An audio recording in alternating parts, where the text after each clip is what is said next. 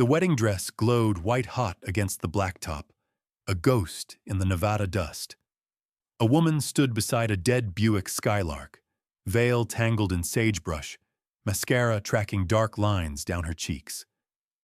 It was 3:40 in the afternoon on June 11th, 1983, and Caroline Hartley had been standing on Highway 50 for 27 minutes without a single car slowing down.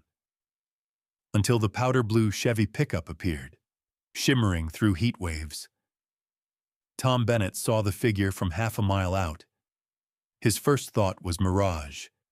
His second was trouble. His daughter Mara sat buckled beside him, 7 years old with gap-toothed curiosity and her mother's dark eyes. The eyes Tom still saw in his sleep 3 years after Sarah's aneurysm took her during a shift at the hospital. "Daddy, look." Mara pressed her palm against the sun-warmed glass. "Is that a princess?" Tom eased the pickup onto the shoulder, gravel crunching under worn tires. Up close, the woman looked nothing like a princess. She looked hunted.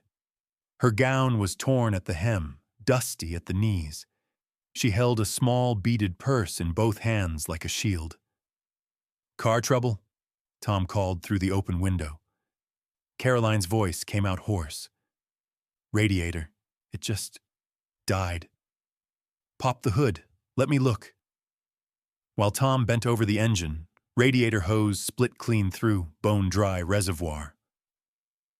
Mara climbed out and stood at a careful distance, staring with unfiltered wonder. "Are you getting married today?" she asked. Caroline looked down at the gown as if noticing it for the first time. "I was supposed to." "What happened to your prince?" The question landed like a fist. Caroline's face crumpled, then hardened. "He wasn't a prince. He was a mistake." Tom straightened, wiping his hands on his jeans. "You're not getting this car fixed out here. Closest garage is back in Fallon. That's where I'm headed. I can give you a lift." Caroline hesitated, scanning the empty highway in both directions. Tom saw the calculation behind her eyes. Risk versus exposure. Stranger versus stranded. "Please," Mara added softly. "You can sit by the window." Something in the child's earnestness broke through. Caroline nodded. She climbed into the cab, the dress billowing around her like a parachute. The truck smelled of motor oil and cherry candy, the AM radio crackling low with Patsy Cline. Mara studied Caroline with open fascination, then offered a piece of Hubba Bubba from her pocket. "Thank you," Caroline whispered, accepting the gum. They drove in silence for 3 miles. Then Tom spoke, eyes on the road. "Running from someone or running to something?" Caroline turned to look at him properly for the first time. He had a mechanic's hands, scarred knuckles, grease under the nails, and a face that looked like it had forgotten how to be young. But his voice held no judgment, only recognition. "Both," she said finally, "and neither." Tom nodded as if that made perfect sense. What he didn't say, he'd seen her before. 6 months ago, at the Fallon Auto Mall, standing beside a silver-haired man in an expensive suit while he negotiated the price of a Lincoln Continental. The man had spoken to the salesman as if Caroline weren't there. Tom had been picking up a parts order, had noticed the way her smile never reached her eyes. What Caroline didn't say, she'd fled her own wedding 40 minutes before the ceremony, stolen the getaway car her fiancé had rented, and driven until the engine gave out. The man waiting at St. Catherine's Chapel wasn't the love of her life. He was her father's business partner, 23 years her senior, and the marriage was a transaction disguised as tradition. Mara broke the silence. "Do you have a name?" "Caroline." "I'm Mara. That's my daddy, Tom. Mommy's in heaven, but Daddy says she still watches us sometimes." Tom's jaw tightened, but he didn't correct her. Caroline felt something crack open in her chest. This child's unguarded honesty, this man's quiet strength. She'd spent the last 6 months surrounded by people who smiled with their mouths and calculated with their eyes. Here, in this sun-baked truck cab, the air felt different, cleaner. As they approached Fallon, population 2,900, 1 stoplight, 2 churches, Tom glanced at Caroline's reflection in the side mirror. "You got somewhere safe to go?" The question hung between them, heavy with implication. Caroline looked out at the desert stretching endless and indifferent. Behind her lay everything she was supposed to be. Ahead lay nothing but asphalt and sky. "Not yet," she admitted. Tom pulled into the gravel lot of Bennett's garage, a squat cinder-block building with a hand-painted sign. He killed the engine and turned to face her. "Then you stay until you do. Before we go further, drop a comment and tell me where you're watching from and what time it is in your world right now. And if this story's already got you hooked, hit that like button and subscribe. You're not going to want to miss what happens next." But what Tom and Caroline didn't know yet, the man she'd left at the altar had already made 3 phone calls. And by nightfall, someone would come looking. The garage office smelled of burnt coffee, WD-40, and decades of oil-soaked concrete. Caroline stood in the doorway still wearing the wedding gown, suddenly aware of how absurd she must look. A runaway bride in a mechanic's shop, surrounded by fan belts and carburetor parts. Tom moved past her with practiced efficiency, flipping on lights, clearing invoices from a cracked vinyl chair. "Sit," he said. "I'll make a fresh pot." Mara had already claimed her usual spot on a rolling stool, spinning slow circles while humming something tuneless. She watched Caroline with the intensity only children possess. No pretense, no filters. "You're really pretty," Mara announced. "Even with the black stuff on your face." Caroline touched her cheeks, felt the dried mascara. "Thank you. You're pretty too. Mommy was pretty. Daddy keeps her picture in his wallet, but he doesn't look at it much anymore. I think it makes him too sad." "Mara." Tom's voice was gentle but firm. "Why don't you show Caroline where the bathroom is? There's probably something she can change into." The bathroom was tiny, a rust-stained sink, a medicine cabinet with a cracked mirror. Someone had taped a child's drawing to the wall, a stick figure family under a yellow sun, the mother's figure colored and brighter than the rest. Caroline stared at it for a long moment. When she emerged 15 minutes later, she wore Tom's spare coveralls, navy blue, rolled at the ankles and wrists, still too big. The wedding dress hung on a hook like a shed skin. She'd scrubbed her face clean, pulled her dark hair into a ponytail. She looked like someone else entirely. Tom handed her coffee in a chipped mug that read, "World's okayest dad." Their fingers brushed. Neither pulled away immediately. "So," Tom said, leaning against the workbench, "you want to tell me what really happened today?" Caroline wrapped both hands around the mug's warmth. Through the open bay door, she could see Highway 50 stretching east, the direction she'd come from, the life she'd abandoned. "His name is Richard Caldwell," she began. 51 years old, owns 3 car dealerships and half the commercial real estate in Reno. My father introduced us at a charity gala last December. 3 weeks later, Richard proposed. "You didn't love him." It wasn't a question. "I didn't even like him," Caroline admitted.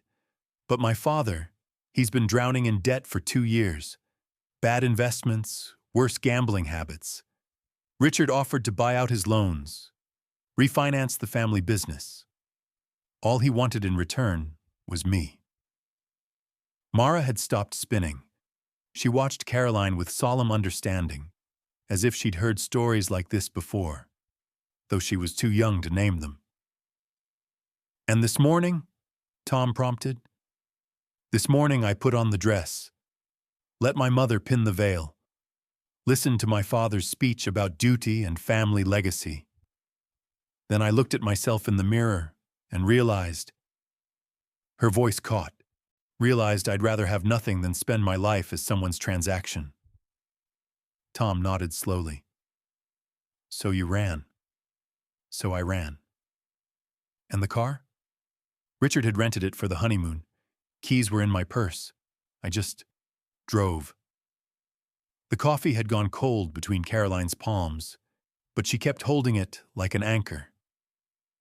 Tom studied her face, the defiance still flickering behind the exhaustion, the way her shoulders had finally dropped now that she'd spoken the truth aloud. He recognized that look. He'd worn it himself the day he'd scattered Sarah's ashes in Pyramid Lake, when he'd stopped being a husband and became only a father. The look of someone starting over. "Richard will come looking," Tom said. "Man like that, he won't take the embarrassment quietly." "I know. Your family? My mother will cry. My father will rage, but they'll side with Richard in the end. Money always wins." Mara spoke up suddenly. "You can stay with us. We have an extra room. It used to be Mommy's sewing room, but now it's just empty."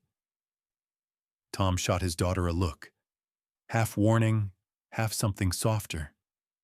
But Mara held his gaze with stubborn certainty, the way she did when she absolutely believed she was right. "Mara, honey, it's not that simple." "Why not?" the girl challenged. "You always say we help people who need help. Caroline needs help."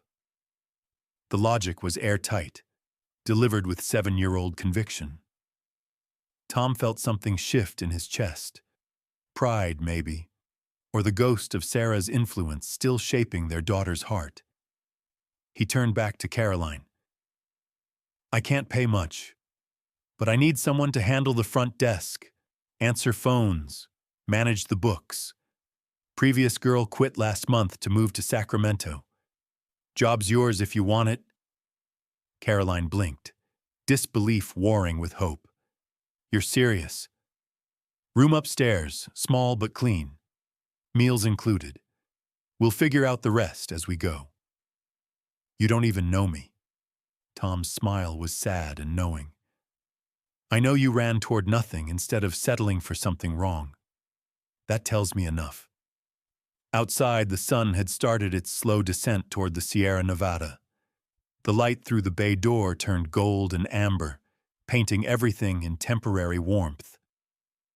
Caroline felt tears prick her eyes, not from grief this time, but from the strange vertigo of unexpected kindness. She thought of the cathedral in Reno, the 300 guests waiting, the cake that would go uneaten. She thought of Richard's fury when he discovered the empty bridal suite, the phone calls that were surely happening right now. Then she looked at Mara's hopeful face, at Tom's steady gaze, at this oil-stained garage that smelled like second chances. "Okay," she whispered. "Yes." Mara launched off the stool and hugged Caroline's waist with fierce enthusiasm. Tom extended his hand, and Caroline shook it. A contract sealed without lawyers, without conditions. Just two broken people and a child, betting on trust. But neither of them had checked the rearview mirror when they'd pulled into the garage. Neither had noticed the black Lincoln Continental that had slowed as it passed, the driver noting the powder blue pickup, the woman in the wedding dress visible through the bay door. By sunset, Richard Caldwell would know exactly where his runaway bride had gone. And he was already planning what came next. The apartment above the garage had the bones of someone else's life still visible in its corners. Caroline climbed the narrow wooden stairs behind Tom, Mara's hand warm in hers. The door opened onto a modest space. Kitchenette with avocado green appliances, a couch with sun-faded upholstery, 2 bedrooms separated by a thin hallway. Everything clean but worn, functional but unloved. "It's not much," Tom said, flipping on the overhead light. "It's perfect," Caroline replied, and meant it. The sewing room Mara had mentioned still held traces of Sarah Bennett's presence. A Singer machine in the corner draped with a dust cloth, spools of thread organized by color on a pegboard, a half-finished quilt folded in a basket. The window looked west toward the mountains, catching the last amber light. "I can move Mom's stuff out," Tom offered, hovering in the doorway. "Give you some space." Caroline ran her fingers along the quilt's stitching, tiny, precise work that spoke of patience and care. "Don't. Please, it feels inhabited, in a good way." Tom's expression softened. "She would have liked you. Sarah had a thing about people who chose hard right over easy wrong." They ate dinner at the small Formica table, canned soup heated on the stove, saltines, apple slices for Mara, simple food that tasted like sanctuary. The child chattered about her day at school, about her friend Emma who could do a cartwheel, about the caterpillar she'd found that morning that was definitely going to be a butterfly daddy. Definitely. Caroline watched them. The easy rhythm of their conversation. The way Tom cut Mara's apple into perfect wedges without being asked. The way the girl leaned against her father's arm while she ate. This was what family looked like when it wasn't performed for an audience. This was what she'd never had. After Mara was tucked into bed, Tom reading 3 chapters of Charlotte's Web in different voices, Caroline helped wash dishes in the tiny sink. They worked in comfortable silence, passing plates and towels in a choreography they'd somehow already learned. "Tomorrow I'll show you the office system," Tom said. "It's mostly appointments and invoices, pretty straightforward. I can handle it. And we'll need to figure out the car situation. Your Buick needs a new radiator hose, thermostat, probably a full flush. I can have it running by Wednesday." Caroline's hands stilled in the soapy water. "Tom, why are you doing this?" He was quiet for a long moment, drying the same bowl twice. 3 years ago," he finally said. "After Sarah died, I fell apart. Couldn't work, couldn't parent, could barely get out of bed. My brother wanted to take Mara, said I wasn't fit. He was probably right." Caroline turned to face him, water dripping from her hands. There was this woman, Mrs. Kapoor, owned the Indian restaurant 2 blocks over. She started showing up every morning with food, wouldn't let me refuse. Sat with Mara while I showered, did laundry, just existed. Did that for 3 months until I could stand on my own again. She saved you. She reminded me that drowning people don't need lectures. They need someone to throw them a rope. Tom met Caroline's eyes. "You grabbed onto highway shoulder gravel and kept yourself from going under. Least I can do is pull you the rest of the way up." The moment stretched between them, intimate and careful, weighted with things neither was ready to name. Then Mara's voice called from the bedroom. "Daddy! Caroline, come here, quick!" They found her at the window, pressed against the glass, pointing down at the street. A black Lincoln Continental sat idling outside the garage, headlights cutting through the gathering dark. A man in an expensive suit stood beside it, smoking a cigarette, looking up at the apartment windows with cold assessment. Richard Caldwell had found her. Caroline's breath stopped. Tom moved instinctively between her and the window, his hand finding her shoulder. "That him?" "Yes. Does he know you're up here?" "The dress is still in the bathroom downstairs. He'll know." Tom's jaw set. "Stay here with Mara? Lock the door behind me?" Tom, no, he's dangerous when he doesn't get what he wants. So am I. The words came out quiet and absolute. Lock the door. He descended the stairs with measured steps. Caroline pulled Mara away from the window, heart hammering against her ribs. Through the floorboards, they could hear the bay door rolling open, two male voices rising in confrontation. Then something that made Caroline's blood freeze. Richard's laugh, sharp and mocking. Tom Bennett, figures. Always did have a thing for damaged goods, didn't you? A pause. Then Tom's voice, dangerously calm. You need to leave. Now. Not without my fiancée. She's not your anything. She made her choice. Did she mention? Richard said, louder now, playing to an invisible audience, that she's also Caroline Hartley, as in Hartley Imports? Her father owes me $247,000.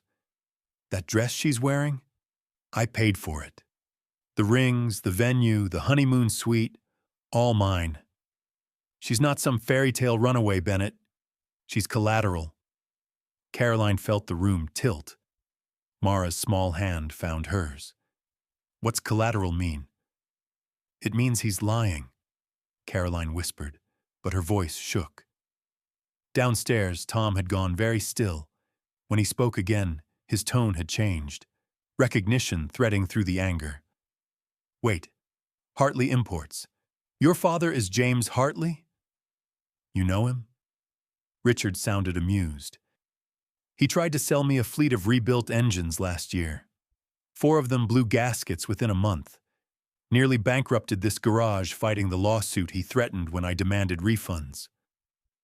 Caroline closed her eyes. Of course. Her father's business practices had always been ruthless, cutting corners, burning bridges, so she'd spent years apologizing for deals gone bad, trying to clean up his messes. And now Tom knew. Richard's voice dripped satisfaction. So you understand. The Hartley family specialty. Take what they need, leave others holding the bill. She's just like Daddy, Bennett, playing the victim to get what she wants. That's not true, Mara said fiercely, though the adults downstairs couldn't hear her. But Caroline wondered, was she really any different? She'd taken Richard's car, fled to Tom's garage, accepted his help without mentioning her last name, the debts, the web of complications that followed her like a shadow. She'd lied by omission, just like her father always had. Downstairs, she heard Tom say something too quiet to make out.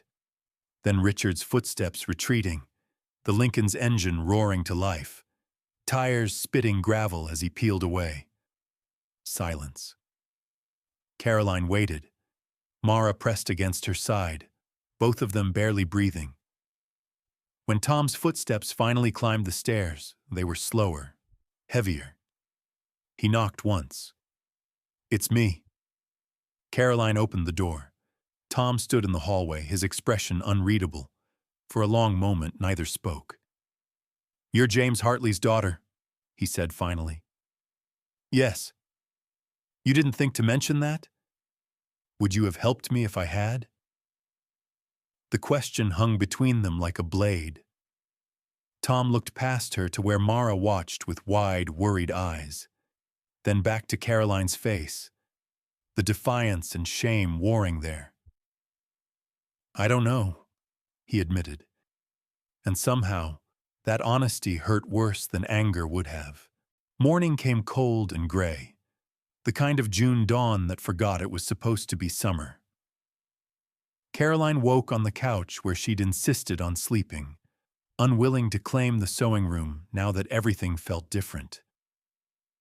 Through the thin walls, she could hear Tom moving in the kitchen, the hiss of the coffee maker, the clink of mugs, the practiced quiet of a man trying not to wake his daughter. She found him at the table, still in yesterday's clothes, a ledger open before him. He looked up when she entered, but didn't smile. Couldn't sleep either, he said.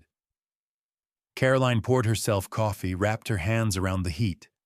The silence between them had teeth now. "My father," she began, "is not a good man. I've known that since I was 12, when I heard him on the phone lying to a client about shipment dates. I've spent my whole adult life trying not to become him." Tom's finger traced a line in the ledger. "The engines he sold me, $2,000 each. I had 3 customers whose trucks I'd promised to fix. When those engines failed, I had to eat the cost of replacements, refund the labor, lose the contracts, nearly lost the garage. I didn't know. I know you didn't." Tom finally looked at her. "That's not why I'm sitting here at 5 in the morning doing math." He turned the ledger around. Caroline saw columns of numbers, dates, carefully tracked expenses. At the bottom, circled in red, a negative balance that made her stomach drop. "I'm 3 months behind on the lease," Tom said quietly. "Bank's threatening foreclosure. I've been juggling payments, hoping for a good quarter, but..." He gestured at the empty garage below. "Business has been slow since the engine situation. People talk in small towns. Because of my father. Because I trusted the wrong supplier." Tom's voice held no accusation, which somehow made it worse. "Point is, I can't afford to be anyone's charity case right now. And I can't afford to have Richard Caldwell making my life harder." Caroline set down her mug with trembling hands. "So you want me to leave? I want you to understand what staying costs." Tom leaned back, exhaustion carved into his face. "Richard will come back. He's not the type to lose gracefully. And your father, if Caldwell calls in those debts, goes after Hartley Imports. That lands on you too, eventually. I have nothing Richard wants anymore. I walked away from all of it." "You're breathing. You said no. For men like that, that's enough." The words settled between them like stones. Caroline thought about Richard's cold assessment outside the garage, the way he'd calculated her value in dollars and leverage, the way her father had done the same her entire life. "I'll go," she said. "This morning. You've done more than enough." "I didn't say that." "You implied it." Tom stood abruptly, the chair scraping loud against linoleum. "What I'm saying is that I need to know who I'm protecting and why. What I'm asking is whether you're running from something or running to something. Because one of those is temporary, and one of those might actually mean something." The question struck like a match. Caroline felt heat rise in her chest. Anger, shame, something rawer. "You want to know who I am? Fine. I'm the daughter of a con artist and a woman too scared to leave him. I'm 28 years old, and I've never made a decision that wasn't about damage control or keeping peace or playing my assigned role. Yesterday was the first time I ever chose something just because it felt right. And look where it got me. Standing in a stranger's kitchen being interrogated about whether I deserve basic human decency." Her voice had risen. She hadn't meant to shout. Tom watched her with something that might have been recognition. "You think I don't know what it's like?" he said, quieter now. "To spend every day trying to outrun who people think you are? Sarah's family thought I trapped her. Mechanic from nowhere marries a nurse with a future. Must be after her money, her insurance, her escape route. When she died, they tried to prove I'd been negligent. Checked my finances, interviewed neighbors, made sure everyone knew they thought I'd killed her through incompetence or worse." Caroline's anger deflated. "Tom. So yeah, I know what it costs to have your name mean something ugly before you even open your mouth. I also know that at some point you have to decide, do you let that define you, or do you build something that matters more?" Through the wall, they heard Mara's bedroom door creak open. small feet padding toward the bathroom. The domestic sound cut through the tension like a bell. Tom rubbed his face. She asked about you last night, after I tucked her back in. Wanted to know if you were leaving like Mommy did. What did you tell her? That I didn't know. He met Caroline's eyes. So I'm asking you now, straight. Are you staying because you have nowhere else to go? Or are you staying because you want to build something here? Caroline thought about the cathedral in Reno, the life that had been chosen for her. She thought about Richard's hands on her shoulders the night he'd proposed. Not asking, telling. She thought about her father's voice on the phone that morning. Do this one thing right, Caroline. Just this once. Then she thought about Mara's gap-toothed smile, about the quilt in the sewing room, about Tom's steady hands fixing engines and breaking bread and asking honest questions even when the answers might hurt. I want to stay, she said. Not because I'm hiding, because I think I could actually be useful here. Because your daughter makes me remember what hope feels like. Because... Her voice caught. Because I'm tired of surviving. I want to try living. Tom was quiet for a long moment. Then he nodded once, decisively. Okay, then we do this right. Legal employment, above board.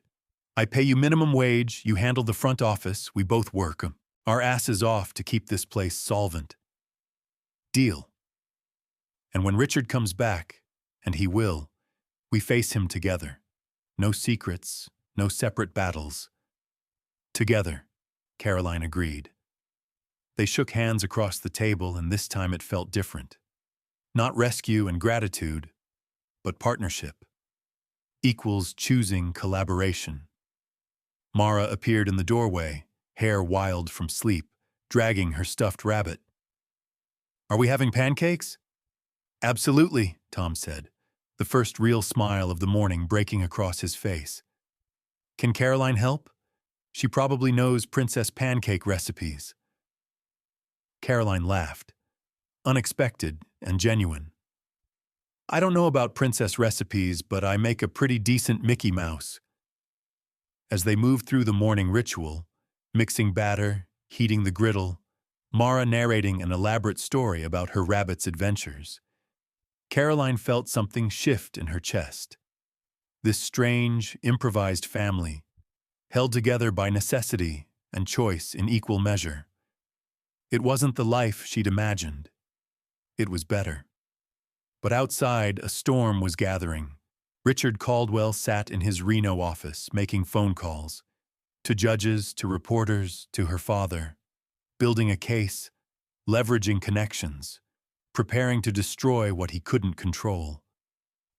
And in 3 days, the consequences of Caroline's choice would arrive with the force of a wrecking ball.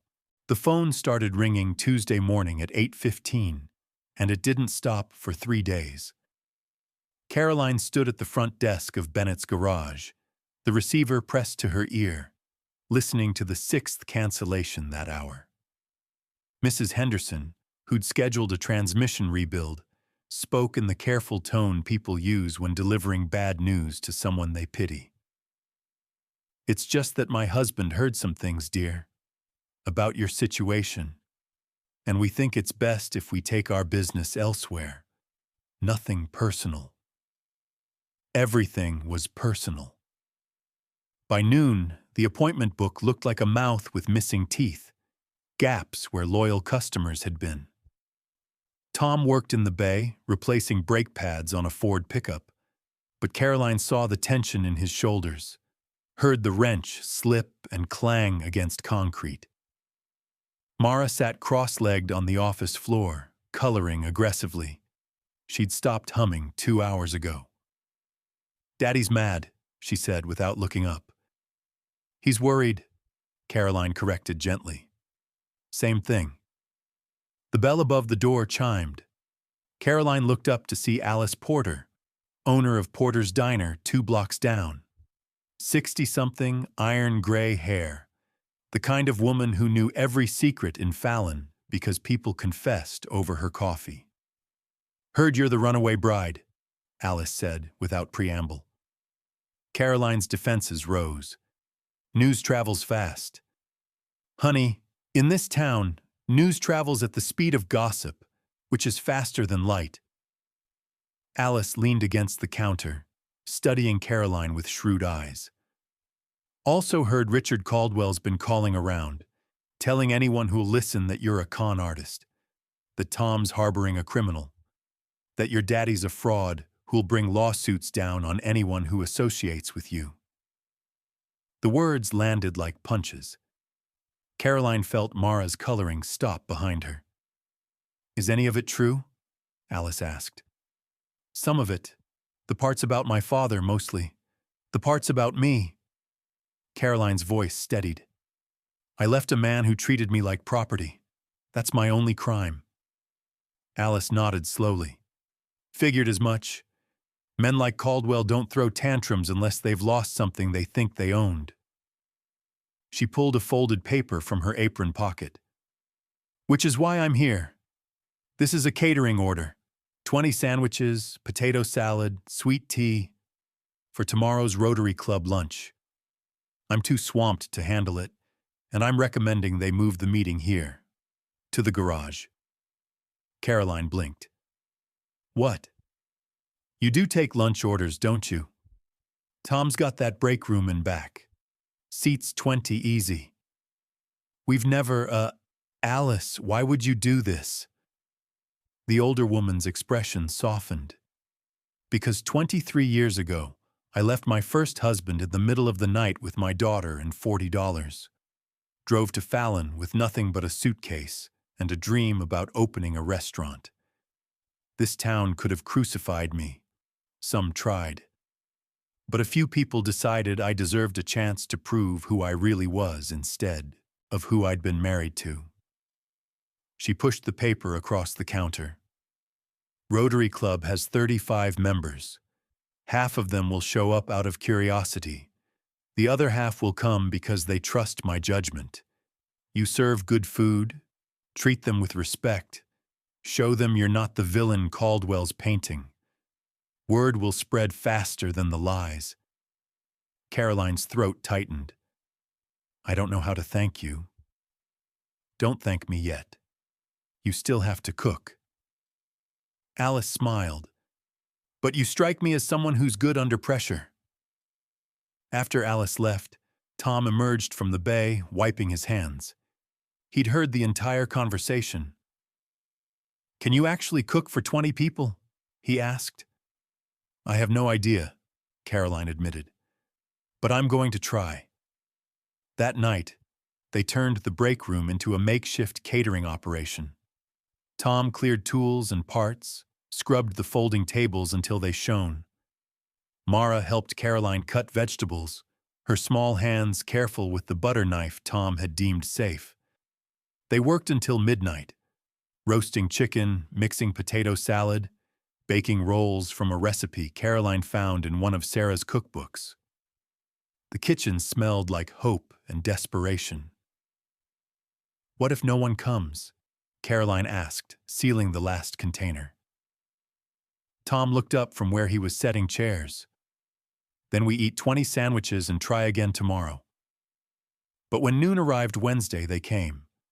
First the Rotary Club members, filing in with cautious curiosity. Then Alice with thermoses of coffee. Then Mrs. Kapoor from the Indian restaurant, uninvited but bringing samosas just in case. By 12:30, the break room was full. 38 people eating Caroline's food, talking in low voices, watching, judging. Caroline served with trembling hands, hyper-aware of every whispered conversation, every assessing glance. But Mara moved through the crowd like a tiny ambassador, offering napkins, answering questions about the princess lady who makes really good sandwiches. Halfway through the meal, Frank Morrison, head of the Rotary Club, retired postal worker, Fallon Institution, stood and cleared his throat. "Folks, I think we owe Miss Hartley here a fair hearing. I've known Richard Caldwell for 15 years. Good businessman, lousy human being. And I've known Tom Bennett since he was knee-high to a grasshopper. If Tom vouches for someone, that's good enough for me. Murmurs of agreement, some nodding. Not everyone, but enough. Alice caught Caroline's eye from across the room and winked. By 2 o'clock, the crowd had dispersed, leaving behind empty containers and a different energy. Tom's appointment book suddenly had 3 new entries. People who'd been at the lunch, who'd decided to give him another chance. Caroline sat on the break room floor, exhausted and exhilarated, while Mara counted the tip money someone had left in a coffee can. $43, Mara announced proudly. We did good, Tom said quietly. But when Caroline checked the mail that afternoon, her relief curdled. A thick envelope, official letterhead. Caldwell and Associates Legal Services. Inside, a cease and desist letter. Richard was suing her for theft of the wedding car, demanding return of the engagement ring she'd left in the bridal suite, claiming emotional damages. He was also naming Tom as an accomplice, threatening to seize the garage as restitution for harboring a fugitive from contractual obligation. The legal language was dense, threatening, designed to terrify. And it worked. Caroline's hands shook as she read. Everything they'd just built, the fragile trust, the new customers, Mara's joy, could be destroyed by one man's vindictive need for control. Tom read over her shoulder, his jaw tight. This is garbage. Legally, he has no case. That doesn't matter. He'll drag it out, bleed us dry in legal fees, make sure everyone knows. Then we fight. With what? Caroline's voice cracked. We can't afford a lawyer. You're already 3 months behind on the lease. One more setback and you lose everything. Tom took the letter from her hands, set it aside deliberately. Caroline, look at me. She did. You stood in a wedding dress on a highway and chose nothing over the wrong thing. Today you cooked for people who came to judge you and won most of them over. You think I'm going to let some rich bastard with a lawsuit scare you away now? It's not about being scared. It's exactly about being scared, and doing it anyway. Tom's voice gentled. We'll figure it out. Together, remember? From the doorway, Mara spoke up. Mrs. Kapoor's husband is a lawyer. He helped Daddy when Mommy died. He's nice. Tom and Caroline exchanged a look, hope flickering in the wreckage. Yeah, Tom said slowly. Yeah, he is. But what they didn't know, Richard had already made his next move, and it had nothing to do with lawyers. Thursday morning brought rain, rare and violent, turning the desert dust to mud that smelled like rust and ozone. Caroline woke to shouting downstairs. She pulled on Tom's borrowed flannel and descended to find him standing in the garage bay, staring at a wall of spray-painted red letters 3 feet high. Homewrecker. Thief. Whore.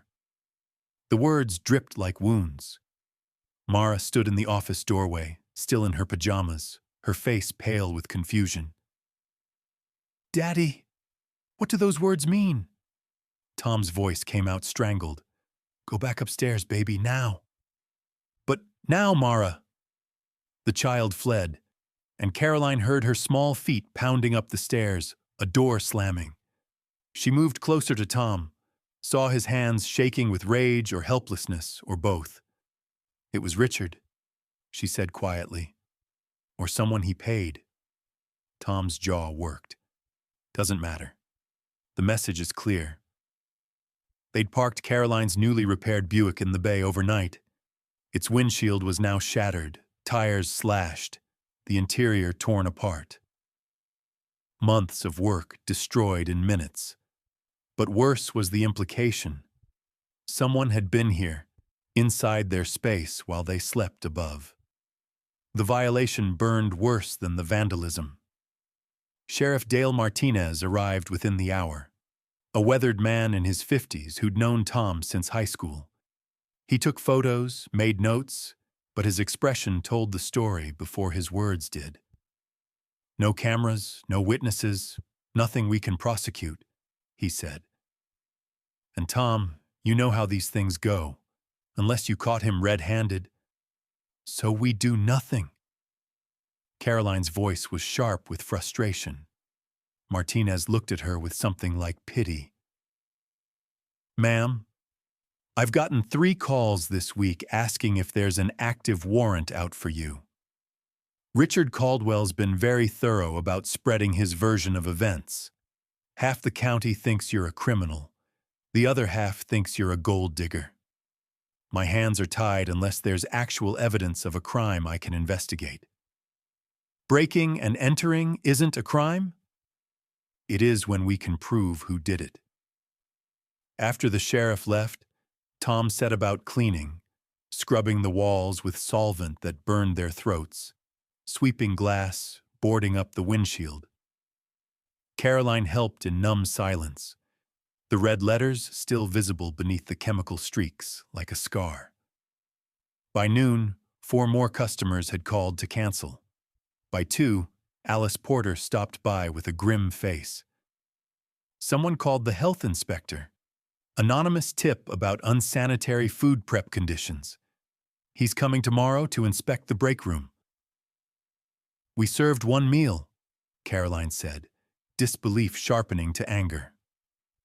"I know, honey. But Richard's got friends in county administration. They'll find something.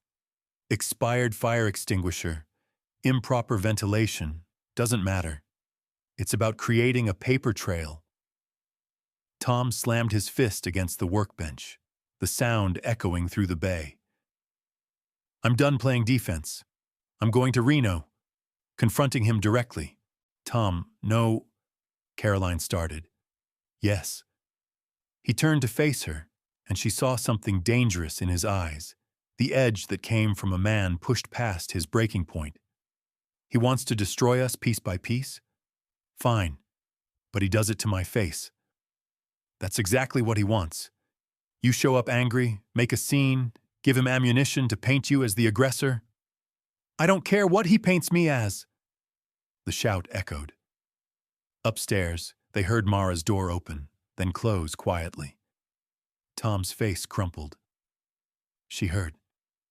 God, Caroline, she heard me yelling and she's scared and this is..." His voice broke. "This was supposed to be safe.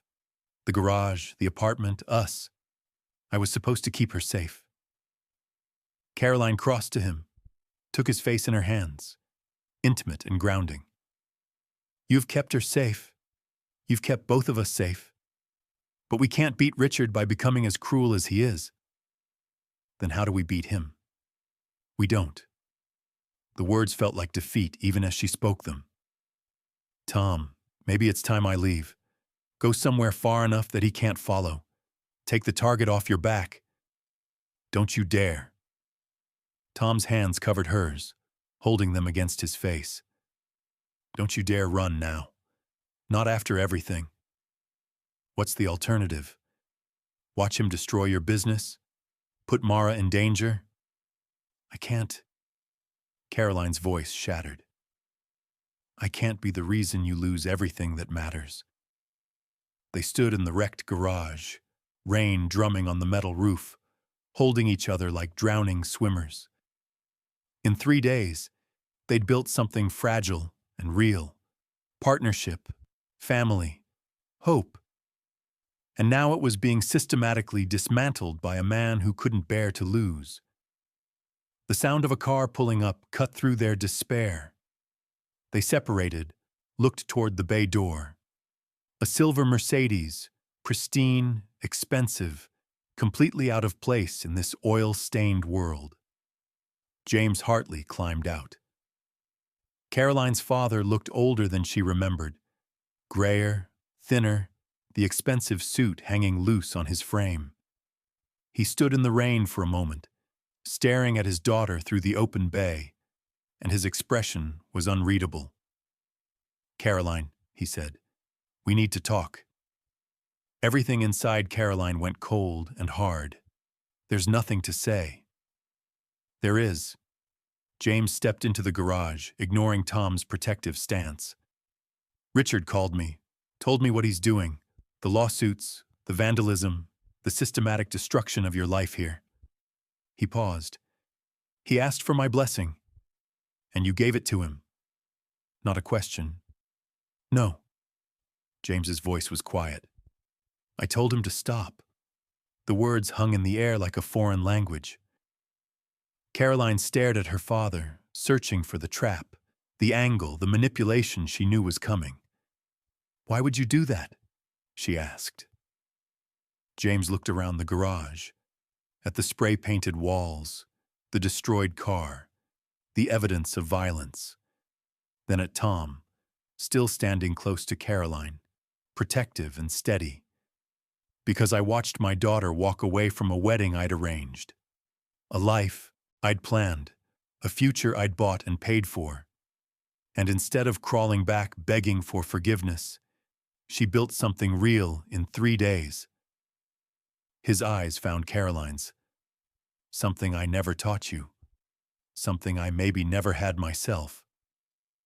"This isn't an apology tour, Mr. Hartley," Tom said flatly. "If you came here to manipulate her, I came here to make it right." James pulled an envelope from his jacket. "This is a cashier's check for $250,000. Richard's loan, paid in full, and a signed statement releasing Caroline from any legal or financial obligation to the Caldwell family." Caroline felt the world tilt. "Why?" "Because you were right to run." James's voice cracked. "Your mother told me that morning, before the wedding. Said she'd watched you pack the night before, saw you planning your escape. She begged me to call it off, and I refused. Said Caroline needed to learn responsibility, sacrifice, duty." He laughed bitterly. "The same words my father used when he forced me into business deals that destroyed my soul piece by piece." Rain dripped from the bay door frame, marking time in the silence. "I don't know how to be a good father," James continued. "Probably too late to learn.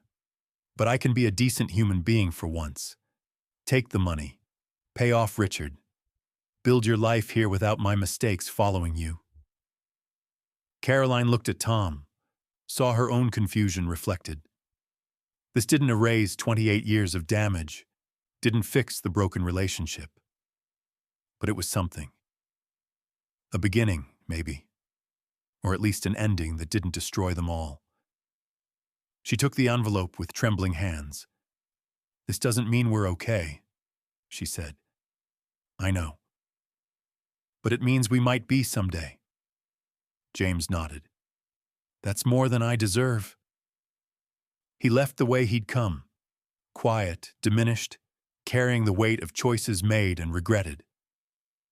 Caroline watched his Mercedes disappear into the rain, then turned to Tom. "Is this real?" she whispered. Tom took the envelope, looked at the check inside, then back at Caroline's face. "I think so." And for the first time in 4 days, she let herself breathe. The meeting took place in Richard Caldwell's Reno office on Monday morning at 10 o'clock sharp. Neutral ground, witnesses present, everything documented. Caroline walked in flanked by Tom and Rajesh Kapoor, the attorney who'd agreed to represent them pro bono after hearing their story. Richard sat behind a mahogany desk that cost more than Tom's truck, his lawyer beside him. A thin man with wire-rimmed glasses and the expression of someone perpetually smelling something unpleasant.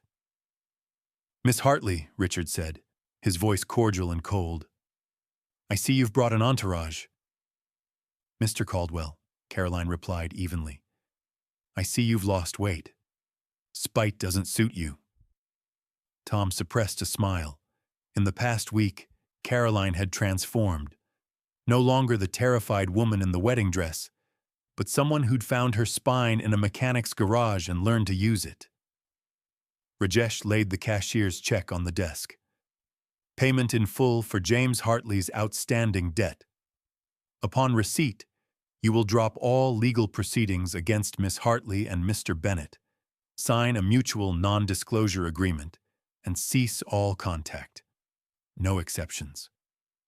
Richard's lawyer leaned forward. My client has invested considerable resources in this relationship. Your client, Rajesh interrupted smoothly, vandalized private property, filed frivolous lawsuits, and engaged in a campaign of harassment that borders on stalking.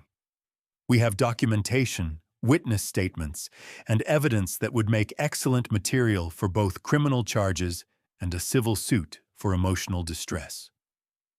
He slid a thick folder across the desk. This is everything. Photos of the vandalized garage. Testimonies from Fallon residents about intimidation calls. A particularly interesting recording from a county health inspector who was offered $2,000 to cite violations that didn't exist. Richard's face had gone dangerously still. You can take the money, Rajesh continued, sign the papers, and walk away with your reputation moderately intact. Or we can go to trial, and the good people of Nevada can decide whether they want to do business with a man who terrorizes women who dare to say no. The silence stretched taut as wire. Finally, Richard's lawyer spoke. We'll need time to review. No, Richard said quietly. He looked directly at Caroline, and for the first time, she saw something other than calculation in his eyes. Something that might have been recognition or even shame. We accept. The signing took 11 minutes. 3 copies, witnessed and notarized. When it was done, Caroline stood, ready to leave, but Richard's voice stopped her. Was there ever a moment, he asked, where you thought this could work? Us? Caroline considered the question, really considered it. No, she said finally, because you never asked what I wanted. You negotiated terms with my father like I was a merger. And when I left, you didn't mourn losing me. You mourned losing control. Richard had no response to that. Outside, the Nevada sun blazed white-hot. Tom put his hand on Caroline's back as they walked to the truck, grounding, celebrating, simply present. How do you feel? He asked. Free, Caroline said, and meant it. The garage reopened with a block party. Alice Porter organized it with military precision. Tables lining the street, food from every restaurant in Fallon, a banner that read, Bennett's Garage under new management. Because that's what the town had voted on, informally but decisively. Caroline became co-owner, her name painted beneath Tom's on the freshly restored sign. Mara ran through the crowd in a princess dress Alice had sewn, dragging Emma and 3 other children in an elaborate game that involved rescuing stuffed animals from imaginary dragons. Her laughter rang clear as bells. Mrs. Kapoor brought enough samosas to feed the entire town. Frank Morrison gave a speech about second chances that made half the attendees cry. Even Sheriff Martinez showed up, grudgingly admitting that sometimes the law and justice aren't quite the same thing, and I'm glad this one worked out right. As sunset painted the desert in gold and purple, Tom found Caroline sitting on the garage steps, watching the celebration with quiet wonder. Penny for your thoughts, he said, sitting beside her. I was thinking about that day on the highway. How if your truck had passed 30 seconds earlier, or later, or if Mara hadn't asked if I was a princess? Her voice caught. Everything would be different. Timing's a strange thing. Tom agreed. Sarah used to say that fate was just a fancy word for showing up when you're needed. They sat in comfortable silence, shoulders touching, watching their daughter. Because that's what Mara had become, legally and emotionally, through adoption papers Caroline had filed the previous week, spin in dizzy circles with her friends. "Tom," Caroline said quietly, "I need to tell you something." He turned to face her, and she saw the familiar wariness, the bracing for bad news that came from losing people you loved. "I'm falling in love with you," she said simply. "Maybe already fell, somewhere between fixing radiator hoses and fighting lawsuits and learning to make Mickey Mouse pancakes.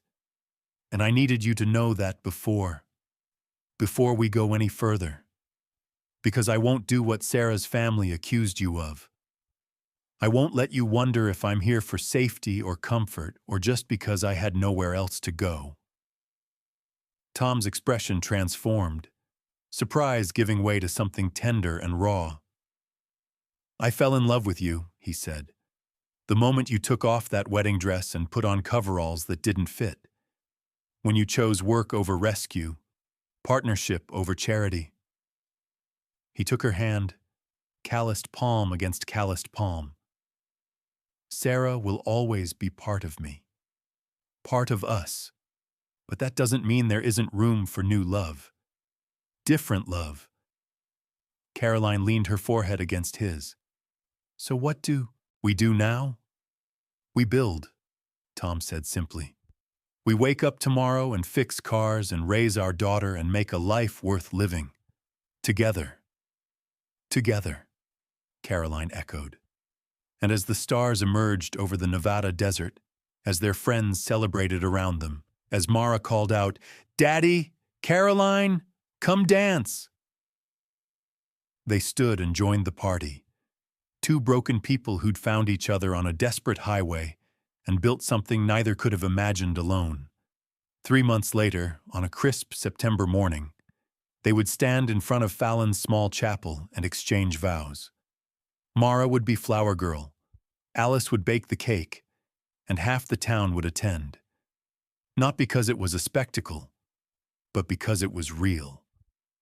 Caroline would wear a simple dress the color of desert sand.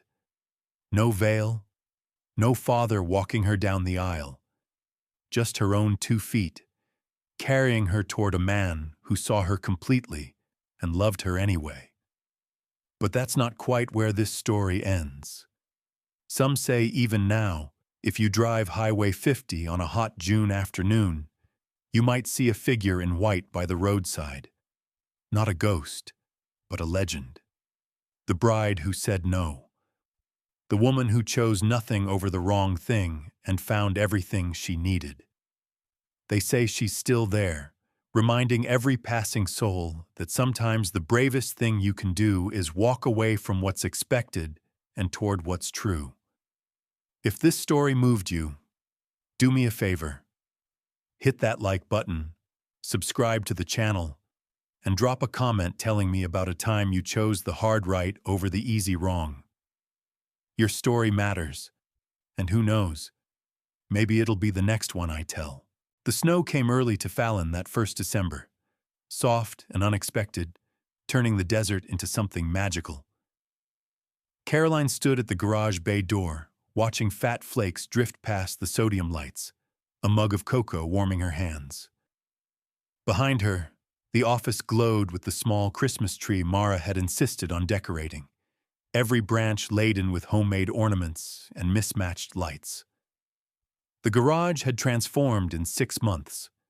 New equipment purchased with careful budgeting, a waiting room with actual chairs instead of overturned crates, a hand-painted mural on the back wall, Mara's design executed by a local artist, showing a desert highway, a blue truck, and a tiny figure in white that could have been a bride, or a princess, or both. The appointment book was full through January. Tom emerged from the office, paperwork in hand, reading glasses perched on his nose, a recent addition that made him look professorial and slightly bewildered. "Did you see this? Mrs. Chen wants to prepay for a full year of oil changes. Says it's easier for her budgeting." That's the fourth person this week, Caroline noted. I think Alice has been campaigning. Alice has been meddling, you mean? But Tom's voice held affection. The entire town had adopted their unlikely family, fiercely protective of the story they represented. Mara burst through the door connecting to the upstairs apartment, trailing tinsel and breathless excitement. It's really snowing. Can we make a snowman? Please, please, please? It's almost bedtime, Tom started, but Caroline cut him off. Bedtime can wait. How often does it snow in the desert? So they bundled up, Mara in Sarah's old winter coat that Alice had altered to fit, Caroline in Tom's spare jacket, Tom in coveralls because he claimed he ran hot anyway, and built a snowman in the garage parking lot by streetlight. It was lopsided and small, the snow too dry to pack properly, but Mara declared it absolutely perfect and insisted on giving it a name, Sir Reginald Frostbottom, and a backstory. He was a knight who'd been cursed by a wizard and could only break the spell through acts of kindness. Where does she get this stuff? Tom asked, watching his daughter arrange pebbles into a smile on the snowman's face. Sarah's creativity, your steady heart, Caroline said. She's the best of both of you. Tom pulled her close, kissed her temple. And you. Don't forget you. They stood like that. Three people who shouldn't have found each other but did, watching snow fall on a desert town, building silly snowmen and elaborate stories, and a life that made sense even when the world didn't. Inside, the phone rang. Caroline went to answer it, expecting a late customer or Alice calling to check if they'd seen the snow. Instead, a woman's voice, cultured, hesitant. Is this Bennett's garage? Yes, this is Caroline. How can I help you? A pause. My name is Patricia Webb. I'm calling from Sacramento. I heard about what happened with Richard Caldwell. About how you... The voice wavered. About how you got away. Caroline's grip tightened on the receiver. She'd received 3 calls like this in the past 2 months. Women who'd heard the story, through gossip, through Alice's deliberate spreading of truth, through the small article the Fallon Standard had run about local business owners who overcame adversity. Women who were still trapped in the kind of life Caroline had fled. Tell me what you need, Caroline said gently. Patricia spoke for 11 minutes, an engagement she didn't want, a family pushing her toward a man with money and connections, the growing certainty that if she didn't run soon, she never would. Do you have somewhere to go? Caroline asked. No, that's why I called. I thought maybe, I know it's crazy, but I thought maybe you could tell me how you did it, how you found the courage. Caroline looked out at Tom and Mara, at the snowman taking shape, at the life she'd accidentally built from desperation and kindness. I didn't find courage, she said honestly. I found people who reminded me I deserved better.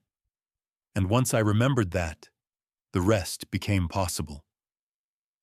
They talked for 20 more minutes. Caroline gave practical advice. Withdraw cash slowly, keep documents hidden, have a destination in mind even if it's not permanent. But more than logistics, she offered what had been given to her. Belief that escape was possible, that life existed beyond the cage. When Patricia hung up, voice steadier, plan forming, Caroline stood in the quiet office for a long moment. Then she pulled out the spiral notebook she'd started keeping. Inside were names, stories, phone numbers, 7 women so far who'd reached out, 3 who'd successfully left their situations, 2 who were still gathering courage, 2 she hadn't heard from again and prayed for nightly. She added Patricia's name to the list, Tom found her there 10 minutes later, Mara already upstairs starting her bath. "Another one?" he asked, seeing the notebook. "Another one." He sat beside her, reading the names over her shoulder. "You're building something, you know? More than a garage." "We're building something," Caroline corrected. "Every woman who calls mentions you too. The mechanic who helped the runaway bride. The single dad who chose kindness. You're part of this story." Still feels strange, being the hero in someone else's tale. Get used to it. Caroline closed the notebook, turned to face him. "Because I think this is what we're supposed to do. Fix cars, raise our daughter, and remind people that better lives are possible." Tom smiled, the real smile that transformed his entire face. "When you put it that way, sounds almost easy. Nothing about us has been easy." "True, but it's been worth it." They sat in the warm office, snow falling outside, their daughter singing off-key upstairs, the garage and all its machinery sleeping around them. In the morning, there would be work. Oil changes and brake repairs and phone calls from people seeking hope. But tonight, there was just this. Chosen family, hard-won peace, and the knowledge that sometimes the worst detours lead to the best destinations. Years later, people in Fallon would still tell the story. Some details changed with each retelling. The dress got fancier, the rescue more dramatic, the villain more villainous. But the heart remained constant. A woman in white on a desert highway, a man who stopped when others passed by, a child who asked the right question. And if you drive through Fallon even now, you might see Bennett and Hartley Automotive, the best garage in 3 counties, run by a couple who met on the worst day of one life and the best day of another. They say if you look close at the mural on the back wall, you can still see the original bride figure, painted over now with layers of other women, other stories, all of them finding their way home. Some legends aren't about what happened. They're about what's still happening every day whenever someone chooses the hard right over the easy wrong. Thanks for riding this journey with me. If this story touched something in you, hit that subscribe button. I've got dozens more true stories about ordinary people doing extraordinary things when it matters most. Drop a comment about a time someone showed you unexpected kindness, or when you were brave enough to walk away from the wrong thing. Your story matters, and who knows, maybe you'll inspire the next chapter someone else needs to hear. Until next time, choose courage, choose kindness, choose you.